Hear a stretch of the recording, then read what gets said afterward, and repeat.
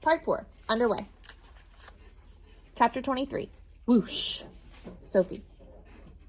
The sea, the sea, the sea.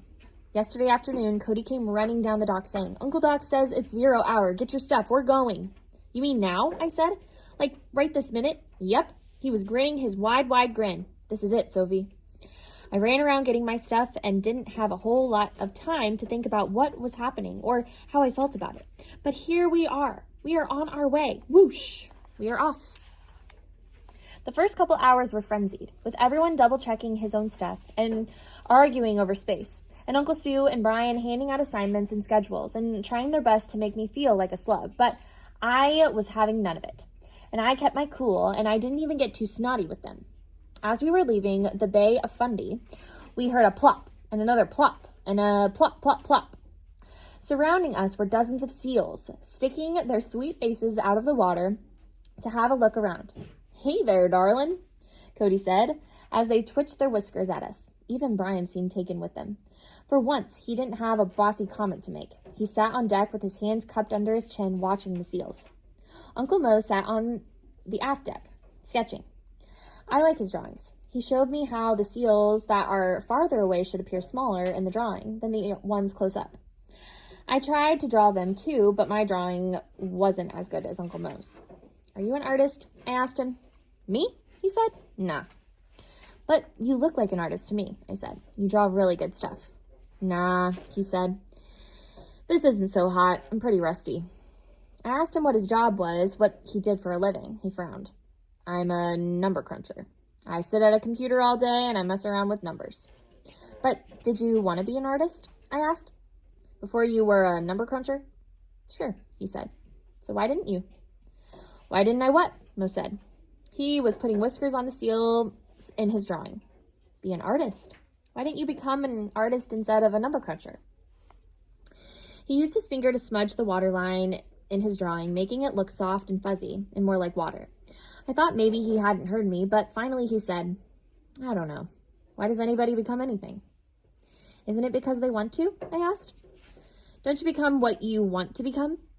He looked at me. His mouth was partly open, and it seemed like there were words in there, but they couldn't come out. He closed his mouth and tried again. Not usually, Sophie. That's not the way it works usually. But why not? Why wouldn't a person do what he was good at and what he wanted to do? Now Uncle Mo was drawing ripples around the seals. Because sometimes, Sophie, a person just needs a job. And sometimes the job he can get is not the one he most wants. Well, I hope I don't do that, I said. I hope I don't get a job that I don't want. It seems like such a waste. Ah, Uncle Mo said, putting away his drawing. Youth.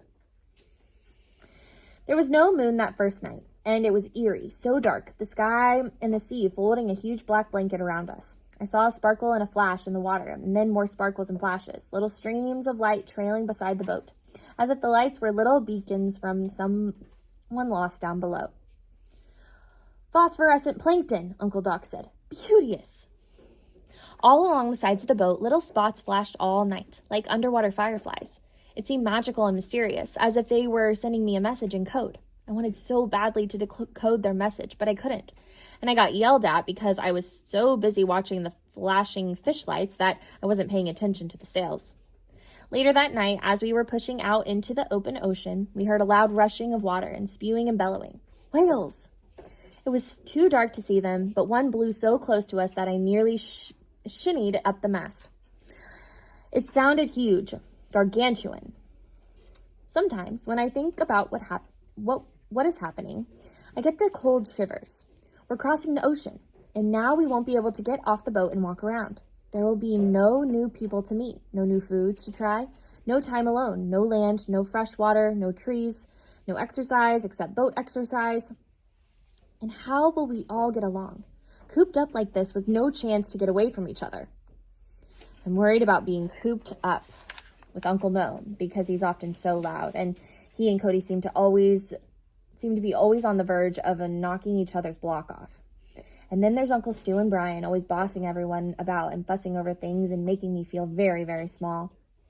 Uncle Doc is the calmest. and the one I feel most comfortable around. But sometimes he seems disorganized and so worried about what might happen that I wonder if he's really going to let us carry on, or if he will make us turn back when he finds the first leak or a broken bit. But all of those worries are countered by this huge, surging, pushing feeling.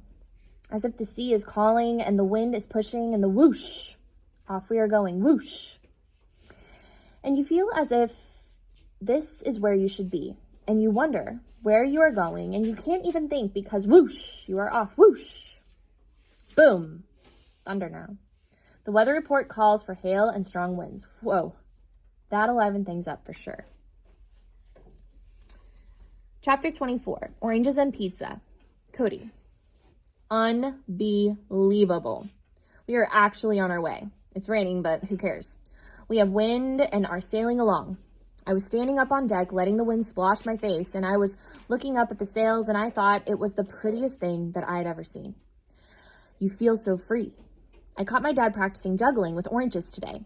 When he saw me watching, he dropped the oranges and said, "It's stupid, juggling." I've been sitting here thinking about the night before we left Grand Manan. When my father and I called Mom to say goodbye again, she sounded awfully cheery. Maybe she's getting used to being on her own, without anyone hassling her. Dad's end of the conversation was weird, not his usual barking self. He kept saying, "I know," and "I will," and "it's okay," and the little 2-word sentences like that. At the end, he got kind of choked up. "This is my father?" And I told her he loved her. Man. When he hung up the phone, he said, "Want a pizza?" Chapter 25, Fired. Sophie. The sea. We are doing 2-person watches right now, and I'm on with Uncle Doc again, which is good, except that he doesn't like to steer if it's raining, and it has been raining since we left.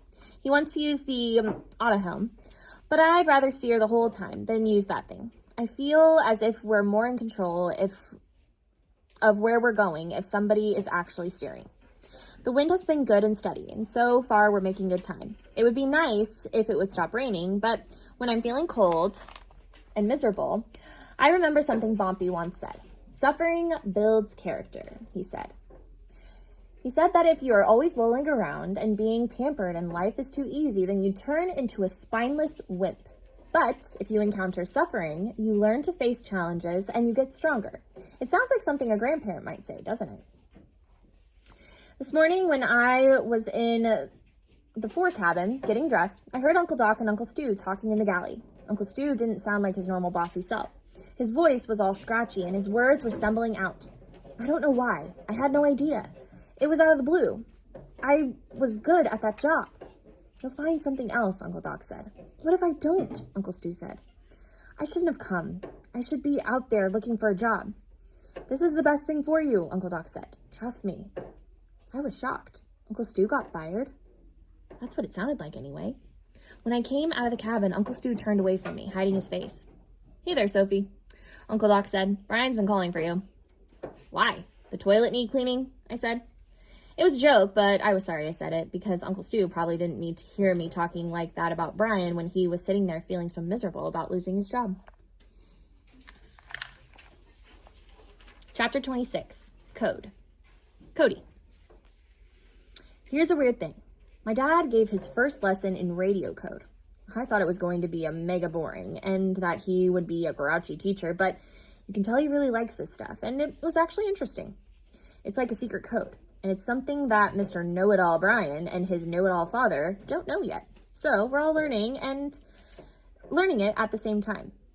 I'm going to learn it first, and I'm going to learn it better. So there, Mr. Know-It-All. It's so cool, this radio code thing.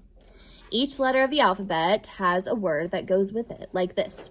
A is Alpha, B is Bravo, C is Charlie, D is Delta, E is Echo. And on like that. So if you say the word dad, for instance, and you want to make sure the person on the other end hears you correctly, you say dad, Delta, Alpha, Delta. Is that cool or what?